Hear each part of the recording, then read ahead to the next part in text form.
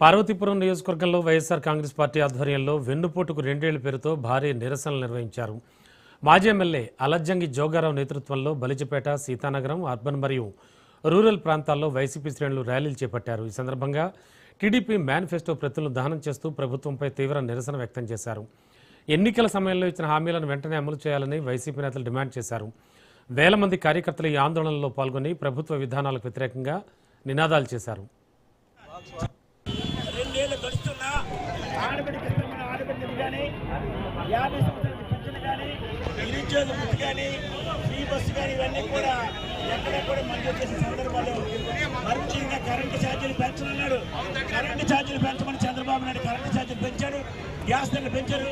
కాబట్టి రెండేళ్ల చంద్రబాబు నాయుడు రాక్షస పరిపాలనకి నిరసనగా ఆయన మేనిఫెస్టోని మనం అందరము కూడా కాల్స్తామని చెప్పి మేము అందరి ముఖంగా సభాముఖంగా చెప్తాం. పనికి రాని చేత గాని చెయ్యలేని మేనిఫెస్టో మాకొద్దు. పనికి రాని చేత గాని చెయ్యలేని మేనిఫెస్టో మాకొద్దు. కాకినాడ జిల్లా పిఠాపురం